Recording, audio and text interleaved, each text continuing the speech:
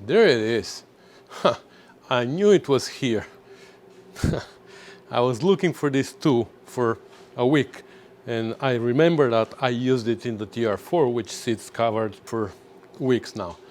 So, hi guys, welcome to another episode of the 1964 TR4 that we're working on in the Rusty Beauties garage. Hi Rusty, you want to say hi as well? Okay, come here. Come here. Hi. Okay, enough. Go away now. Go away. So Rusty wanted to say hi. Anyways, we're gonna cover it now because we're still not gonna work on it. We're gonna work on its engine. So what we've done in the previous episode was we installed the timing gears here and we degreed the camshaft. We used the degree wheel, so if you missed that episode, here is a link to it. And I'm gonna put a link in the description. It was an interesting experience, so I recommend watching it. So now, in this episode, we need to put some more components here and put the cover on. Then we can put the water pump, we can deal with the distributor drive gear here. There's a special procedure. We can even install the oil filter, the spin-on oil filter adapter that came with the engine. And I don't know, maybe we're gonna leave the fuel pump out for now. There's a few more things that we can keep doing here until we get the head back, because the head is in the machine shop. They are installing hardened seats on the exhaust valves, and they're lapping the valves for us. They can also resurface it a little bit, and then we're going to install it, but that's going to be in the near future. So without further ado, let's get crack-a-lacking.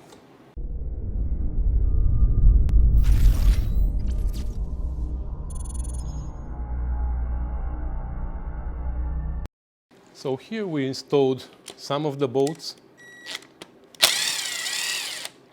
because we wanted to hold the front engine plates there, but they are just temporarily installed. They need to come out now. Actually, I'm going to keep them until the last moment. Here we need to install this pedestal.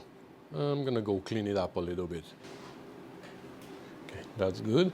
So here we have, on this pedestal, we have two different threads on both sides, and the coarse thread goes inside there.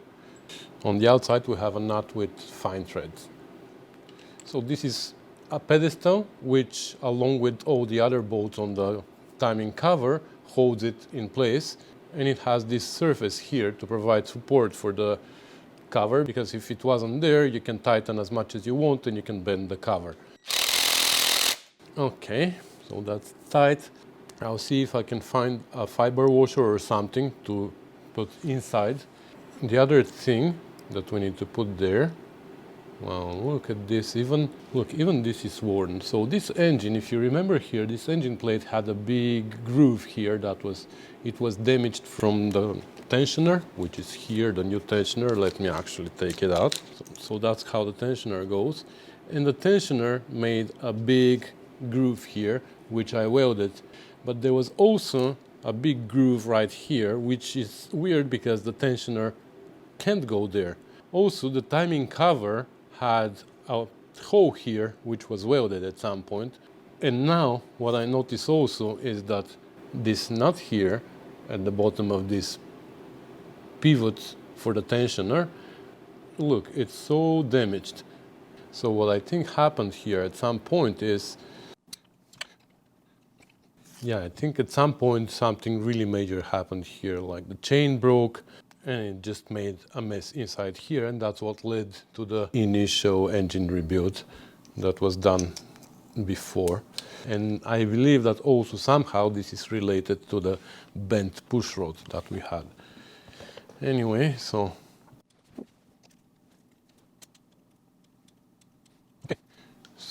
here inside everything is assembled.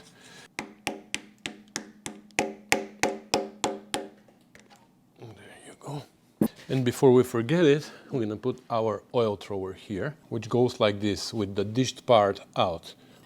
So it has a channel here so it can go through the woodroof key. Now we can take out these extra screws from here. And before we start putting gaskets and gasket maker here, let's prepare also our cover for the assembling. And by getting the cover ready, I mean I had to clean a little bit of overspray here, and which I did already. And we have to install our seal here. The seal is from most motors, again, part number 520000, and it goes this way. The open part with the spring, is on the inside, and this is the outside. So that's how it goes. And I have a washer here that is the exact size of the seal.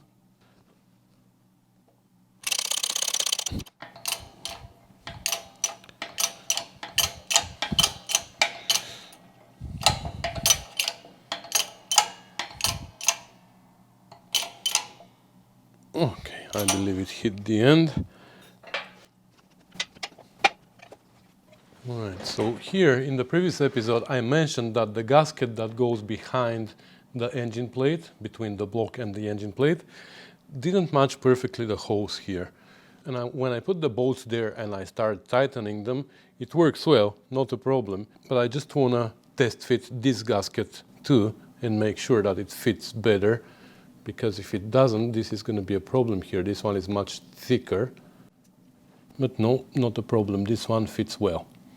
Okay, so what I'm going to do now is I'm going to put gasket maker on the engine plate, on both sides of the gasket, and on the timing cover.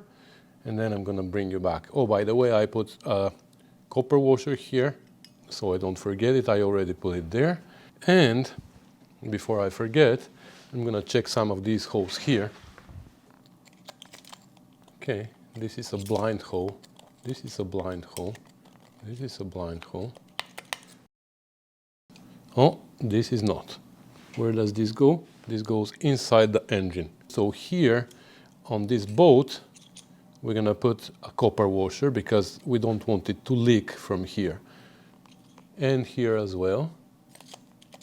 So this one and this one will require a copper washer. This is not in the manual, but that leads straight into the crankcase, and this one I believe is maybe in the water jacket, I don't know. Okay, so let me put gasket maker and assemble this finally. Alright, so we have gasket maker on the plate, on both sides of the gasket, and on the timing cover.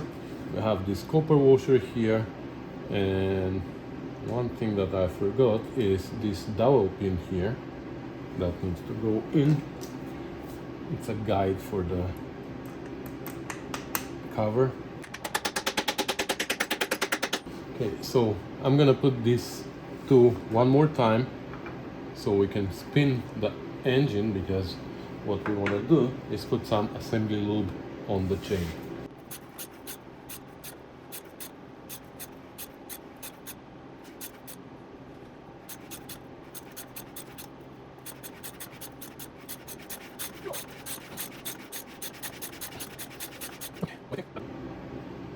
So we have to push the tensioner in, so we're gonna start like this, and we're gonna twist it.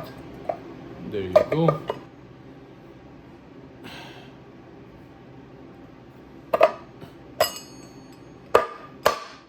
Be careful of this here. Don't ask me how I know. At least twice I hurt my wrist here on this. So I'm gonna start with the two bolts with the copper washers before I forget them.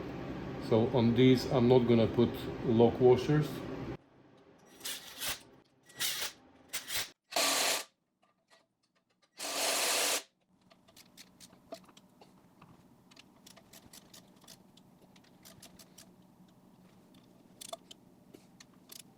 Okay, and the last thing for today, I guess, is the water pump. So I put a little bit of gasket maker here, a little bit here, on both sides of the gasket. I also have gasket maker here on the water pump. Oops. So now we can do this and this.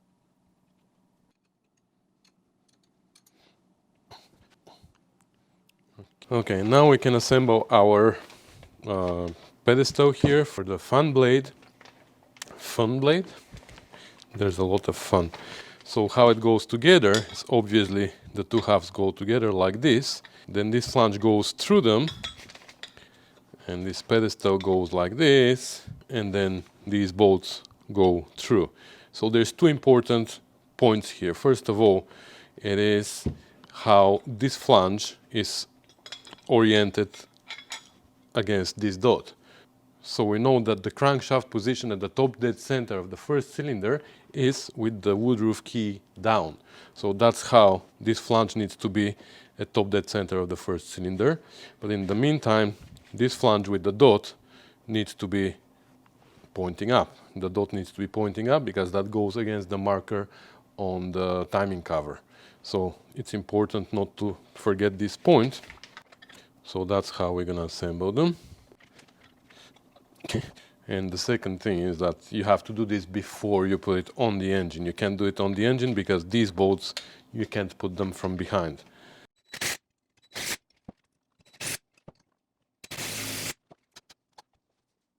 Now, a very little assembly loop here. Come on. Just so our seal doesn't run dry on this surface here. The seal is there already. So the woodroof key is here. So that's more or less how it needs to go. There you go. And then we have this big bolt here with two washers. I have no idea why these washers are there, but that's how it is. And we'll torque it big time. And if you have a early TR4 or TR3 or TR2 and you have a hole on the radiator, this is where your manual crank goes and engages with this, and then you can turn your engine and adjust your valve lash or even start the car if you want to.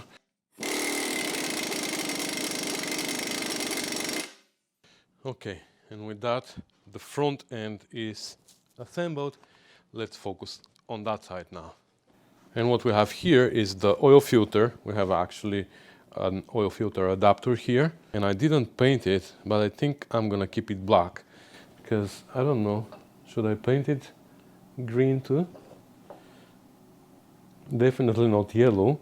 I know that many of you don't like the yellow color. And to be honest, it's not my favorite either, this shade. If it was matching the car, it was gonna be great. So many of you just say that yellow and green don't match at all.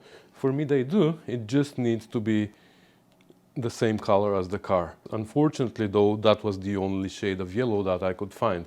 I think it's not bad. I don't know why you don't like it, but anyways, everybody has different opinion. I respect your opinion, but you should respect mine as well. So anyways, I'm just gonna degrease it, sand it a little bit, clean it up, and I'm gonna spray it black. I'm gonna leave it black. And then we're gonna start working on the distributor because there's an interesting procedure here on the distributor driving gear that we need to explain as well.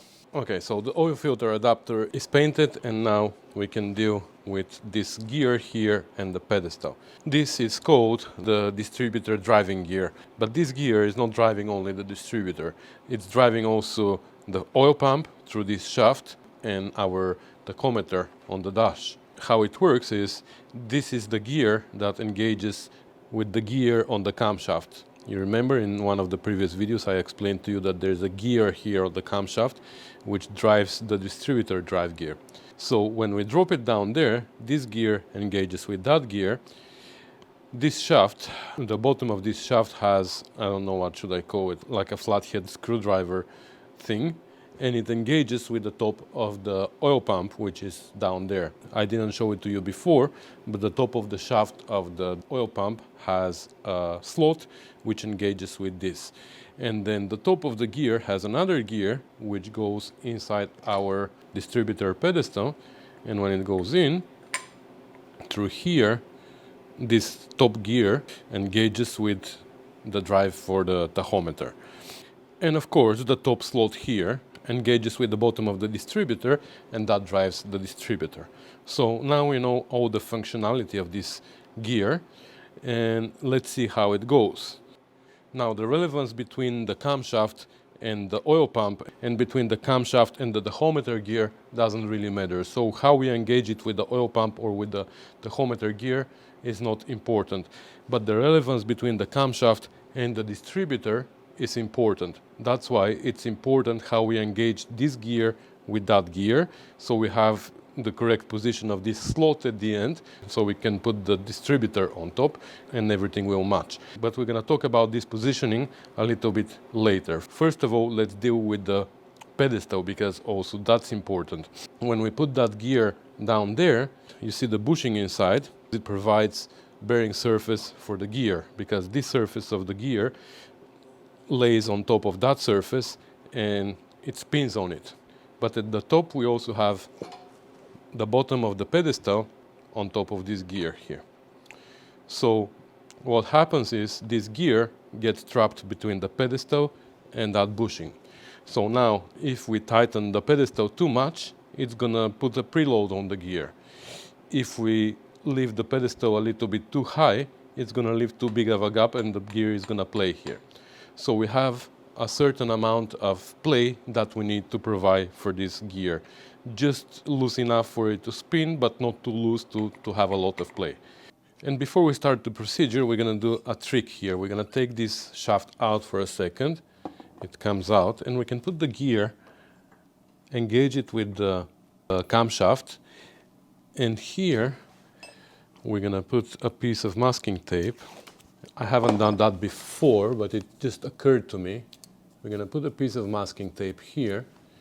Now we can take a straight edge and just put it like this. We need a very rough measurement here, and we can mark a line.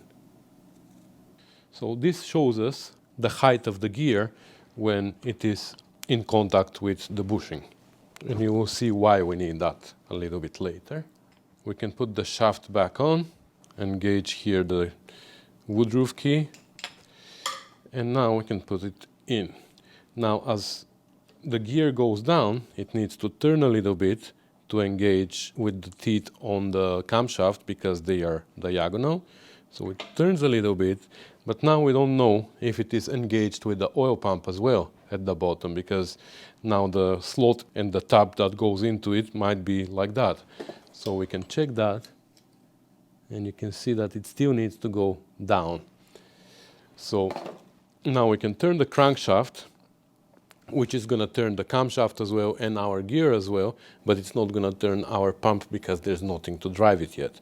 And since the pump is stationary and the shaft is going to be turning, eventually they're going to fall into place and they're going to match. So we need to put pressure on the gear and the shaft and push them down as we are turning the crankshaft. So there you go. I think it went down now. Yes. Let's check that. Yes. So now everything is engaged. So in this position, if we put, we're going to have to take it out again, just wanted to show you here. In this position, if we put the pedestal all the way down, we should have now play of, I'm trying to open the menus. My computer is giving me trouble, so I restarted it. So soon I'm going to know the measurement, but there's a measurement here of play that we need to have. But how do we measure that? Well, in this position, we can't. So there's a procedure here that we can follow, for which we have to take everything out. Again, I just assemble it to show you how it goes together. So we're going to take out the pedestal. I'm going to take out the gear and the shaft. Okay, so my computer came on finally. And the end play here needs to be between 3 and 7 thou between the gear and this bushing. So we're going to take a washer with a 1/2 inch opening. It needs to be nice and flat washer, not warped and without any burr on the side, just good washer. Doesn't matter how thick, as long as we measure it and we know the measurement, because we're going to use that measurement later. So ours is 71 thou. So now we're going to take this washer, we're going to put it on the shaft, make sure that it lays nicely here with the gear, and we're going to do the same thing. We're going to drop it down now, the whole assembly, and we're going to engage it again the same way. We're going to push it down until There you go. I think it fell down. No, now it fell down. Now, here it's not gonna match our mark. It's gonna be a little bit higher, which is normal because we have the washer there, right? But that's our position. So now, if we put the pedestal, it's not gonna go all the way down because we have a washer that's lifting it up, right? That's how far it's gonna go. We're gonna put 2 nuts here just to secure it. Okay, we're gonna tighten them very little. So just snag them. We don't wanna bend or snap anything. And what we're gonna do now is we're gonna come here and we're gonna measure this gap. We're just gonna grab some leaves and we're gonna start testing them there. I'm gonna remove one. Too much. That's too little. So now we add some. Put in one. Yeah, that's it. This is nice and snug. Okay, so now we're gonna measure how much we have here. Because if we start counting them, if we start adding them up, it's gonna take forever. So this is 67 thou. 67 thou is this gap because we have a washer there and our washer is 71 thou. This means if we remove the washer, this is gonna go down by 67 thou and it's gonna hit the bottom, but there's gonna be another from 67 to 71, another 4 thou to spare. So that 4 thou is our end play. So that's how we do it. From the thickness of the washer, we subtract the width of this gap, and the difference is our end play. So 4 thou is pretty good end play, except we're gonna have to put a gasket here. So when we put the gasket, the thickness of the gasket is, I think, 3 thou. Let me go and find it. So the gasket is 2 thou.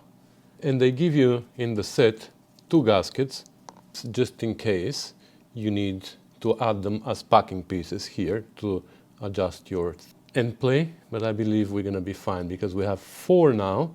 And when we put the gasket, it's gonna become 6. So we need to be between 3 and 7. So with 1 gasket, we are perfect.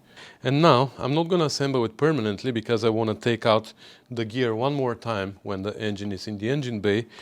And when I take the gear out, I can use something like this shaft to put on the oil pump. And then with a drill, from here, I can spin the oil pump before I start the engine, and that's how I'm going to prime the oil system of the car. So for that reason, I'm going to have to take out everything again, but I'm going to assemble it now the right way just to show you the procedure. So to do that, we need to put the crankshaft in a top dead center of the first cylinder of the power stroke. Not at the top dead center between the exhaust and the intake. So how do we know that? Well, now we don't have the head here and we're not going to build up compression, but we have the 2 tappets inside here, so we can put something in them, and that's going to tell us. I'm even going to poke 2 holes here, and I'm going to put 2 push rods. There you go. I don't want to remove my cardboard because it's protecting the cylinders, but yeah, that fell into the tappet. And that's inside the tappet too. And let's see now if these move. Yeah. You see, they move up and down now. This goes up. Anyway, I'm gonna move you now. I'm gonna stand on this side so you can see. So top dead center is when we have the hole here, you know, we just assembled it here, right? We need to find the top dead center in which both push rods are down. This means that both valves are closed, and that's our power stroke top dead center. So let's go and see where we are. So now the exhaust goes down, so I'm assuming that now the intake is going to start going up. There you go. So the intake starts going up now. So that's not our top dead center. Now the intake goes down, it closes, and here now we have our power stroke. So this is our top dead center of the power stroke here. That's it, and the two valves are closed. So just for demonstration purposes again, I'm going to remove the shaft and I'm going to show you the position of the gear in which it needs to be. So this slot here doesn't go through the center of this circle, if you can see. It's offset a little bit in that direction. And when it's all the way down and it's engaged with the camshaft, it needs to be in not this direction.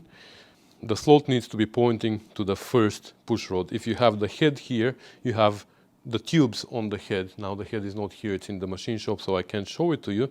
But there's a tube here through which the push rod goes. So the slot needs to point to that tube. Now we can actually see the push rod. So we are one tooth off here. It needs to be like this, I guess. So that's more or less pointing to the push rod. And as you can see here, the slot for the woodroof key is pointing towards me. So let's see how we can achieve that. So we have the key here, the woodroof key, and we said the slot needs to be offset towards the engine. The slot for the woodroof key needs to be towards me. And now we're gonna drop it down. So we want it to end up in this position somewhat. So the slot points to the push rod. For this reason, we need to go back a little bit, almost horizontal, because as it's going down, it's turning, right? I think that's it, maybe. Yeah, because now we're gonna start turning it, and as it engages with the oil pump, it's gonna go even lower and it's gonna turn even more in relevance to the camshaft. Unfortunately, the only way to match with the pump is now to start turning the engine. So again, after we match it with the oil pump, we need to bring it back to this position, top dead center. So I'm going clockwise and I'm going to be pushing it up. It's actually engaged pretty fast. That's good. I'm just going to check with our thing here. Well, actually it needs to go lower. So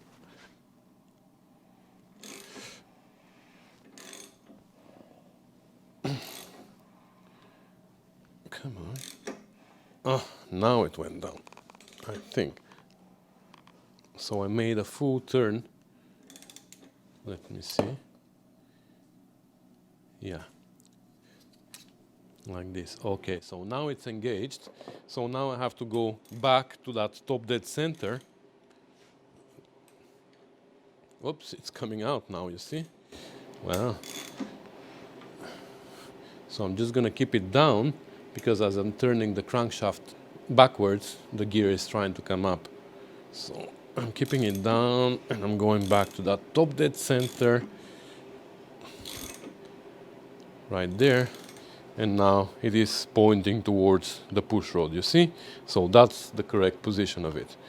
Now if I was assembling it permanently, I would put gasket maker on the gasket that we determined that we need, just one gasket. And then I would put the pedestal with gasket maker. I would tighten them, and then I will know that when I drop my distributor here and I engage the thong of the distributor with the slot on the gear, I know that my number one cylinder on the distributor is going to fall right into the right place. So that's how we make sure of that. But again, I'm going to have to take this out to prime the oil system. So for now, we're going to leave it without gasket maker. Okay, and now this thing got painted and we can mount it in place. Now, how it goes here, you see this slot here? This slot allows oil to travel to this stud, and this stud here on this side is where your banjo fitting goes for your oil pressure gauge on the dashboard. So now we're going to mount this here with the other 3 bolts, and they are one short, one medium, and one long. Let me go find all these. So there you go, they stick just enough, but if you look at them, These are the lengths. So we're ready with the bolts here, and now we can do the gasket, which is symmetrical, I believe. Let's double check. If we put it here, only half of this hole is open. Let's test the other way. Right. Still only half of this hole is open, but this and this match, so the gasket is reversible. So we're gonna put gasket maker on both sides and on the block and on the adapter, and we're gonna assemble this. We're gonna leave only this nut for later. This I didn't touch. This is the oil pressure relief valve, so you can regulate at what level this valve opens by loosening and or tightening the spring inside, which has a bowl as well. But I haven't touched it because we're gonna test it on the car and we will see if it requires anything. This can be done on the car. So we are done here on this side. I don't want to put the fuel pump because it's glass. I can put the 4 plugs though, so that I can do. So these go here with new copper washers. This one is a little bit smaller, bolt at the bottom. So what's left on this side is the dipstick, the distributor, and the tachometer gear, and the fuel pump. And of course the oil filter when the time comes. So this side is pretty much done. Here I don't know what we're gonna do with this pipe yet, but we're gonna figure it out. So let's see what's on the other side. Okay, so here we have the bracket for the generator, which we actually have to convert to an alternator. So I'm just gonna put it loosely for now because we're gonna have to do some modifications here to the mounting mechanism. I don't remember what exactly I've done, so I'm gonna go and watch my old video. I've done that already to a TR4, so I have to watch that video and see what I've done. You see, that's good when you document your work because you can go back and check it. And the other thing here is this little valve, which goes with a new fiber washer.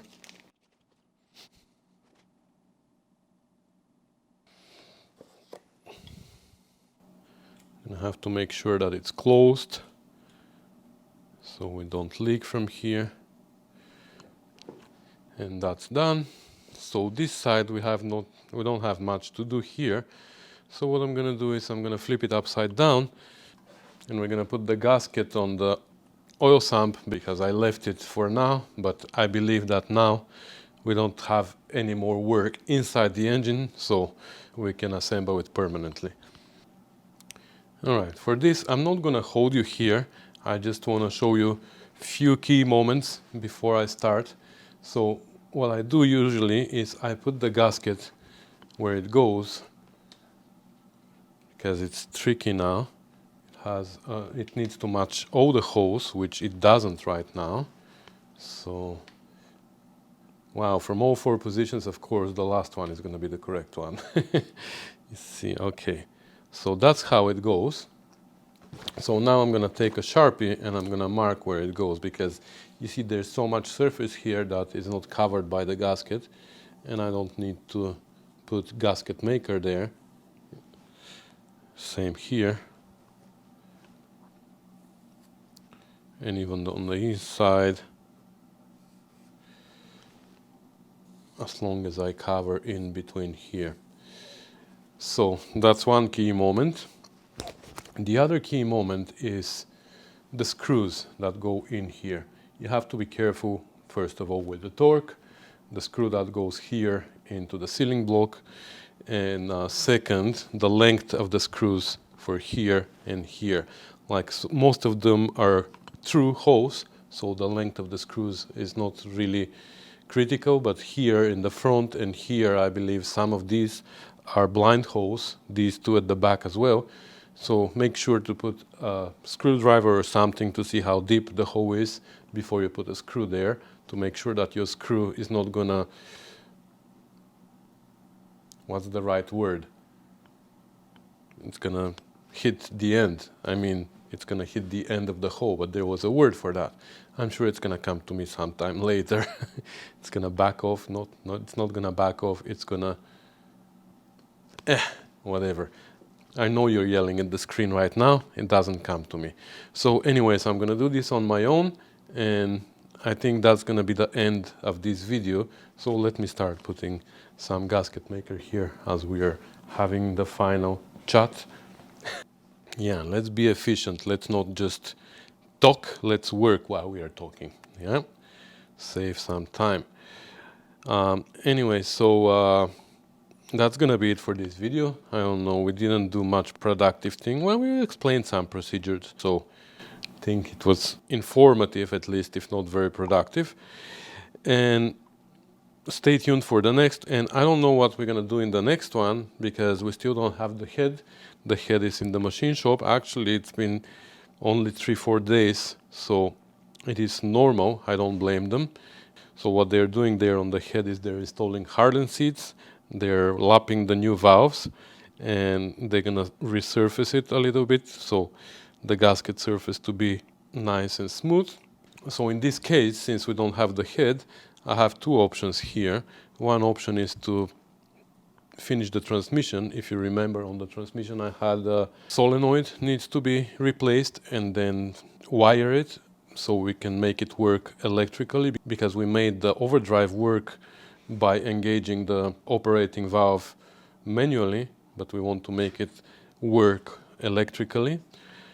So we can do that, then assemble the transmission and the engine without the head and drop them into the engine bay. Why not? We can install the head later, that's not a problem. So that's one option. The other option is to work on the alternator conversion, because I have to do some modifications there to the mounting point. So I don't know what we're gonna do. I'm gonna decide later, but for this video I believe we have enough.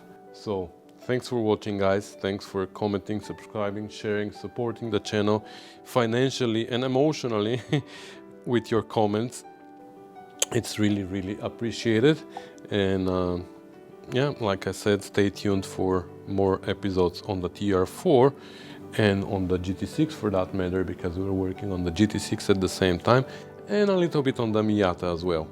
I think in 3 days Nick is coming again, and when he comes we're gonna probably work on the Miata again, and we're gonna have enough material for another video. So that's it, guys. Thanks for watching. I'll see you in the next one. Cheers.